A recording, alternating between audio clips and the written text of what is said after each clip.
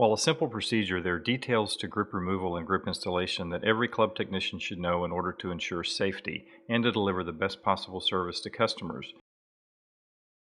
Be sure the club face is in a square position, with the toe up and the leading edge at a 90-degree angle to the floor. Check the clamping pressure to prevent shaft damage. Special care must be taken when placing a graphite shaft into the clamp to prevent damage. Cut off the old grip using a hook blade utility knife. Start at the lower end of the grip, or the grip mouth, and cut down toward the butt end of the grip. Stand to the side of the grip and keep the hand you are not using clear of the blade in the cutting direction. Enough pressure must be applied to allow the blade to cut completely through the grip. Special care must be taken when cutting grips from graphite shafts to prevent finish or composite fiber damage. Grab the end of the grip on both sides and pull toward the butt end until the grip is removed. Always remove all the old tape. Apply heat with the heat gun the entire length of the tape, rotating the club so the heat is applied to all the tape. To remove the tape from steel shafts, secure the butt end of the club into the tape stripping anchor. Starting at the end of the tape, angle the tape stripper to approximately 45 degrees and push towards the butt end of the shaft. Rotate the club in the anchor and repeat the process until the tape is removed. Remove the shaft from the anchor and pull the remaining pieces of tape from the shaft. Once the majority of the tape is removed, it may be necessary to wipe the butt end of the shaft clean of any tape residue. A cloth or paper towel damp with grip solvent can be used. Once all the tape is removed, dry the butt end of the shaft with a dry towel. On graphite shafts, the tape can be peeled off by hand, or you can use the Golfworks super knife to carefully remove the old tape. After heating the grip tape with the heat gun, replace the club back into the grip station, being sure the club head is in the proper position. Standing to the side, place the edge of the super knife at the end of the old tape at an angle of less than 45 degrees. While applying moderate pressure, pull the knife towards the butt end of the club.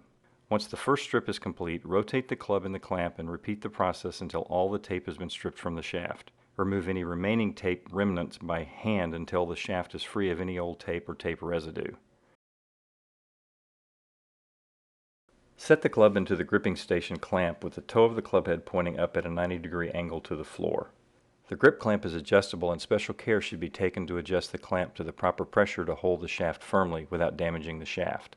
It is recommended that the grip to be installed be held up next to the shaft in the position it will be installed. Using a Sharpie marker, mark the shaft approximately 1/4 inch to 1/2 inch short of where the mouth of the grip will be when installed. This will be used as a guide to determine the length of tape to be used.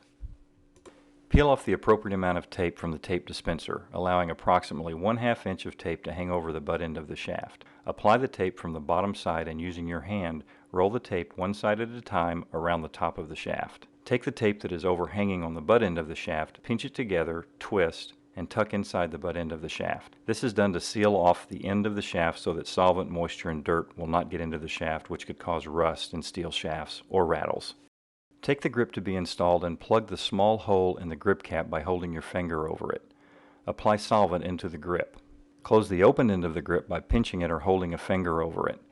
Tip the grip up and down to coat the inside of the grip with the solvent. Next, slowly pour the grip solvent from inside the grip over the entire length of the tape.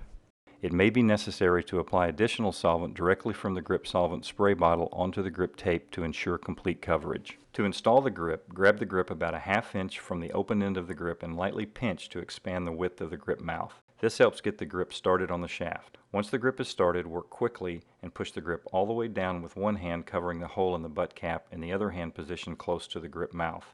Do not overstretch. Too much force resulting in stretching reduces the grip size. To ensure the grip is all the way on, give one final push with the hand that is over the butt cap. Once the grip is on, use a paper towel to wipe off any solvent residue around the mouth end and the butt end of the grip. If the grip has alignment marks on the butt end and the mouth end of the grip, use these marks to square the grip to the club face. If no alignment marks exist, align the logo of the grip down the center of the shaft or the square position. Once the grip is on, remove the club from the clamp. Hold the club head and tap the butt end of the grip lightly on the floor to ensure the grip is fully seated. As a final check, place the club in the playing position and check the grip to ensure it is square to the club face. Check the grip size using the universal grip gauge to ensure the proper finish size. Complete the repair order ticket and store the club or clubs in the assigned area. If the customer is waiting, use the proper procedures for checkout of the repair and payment for the grip install service.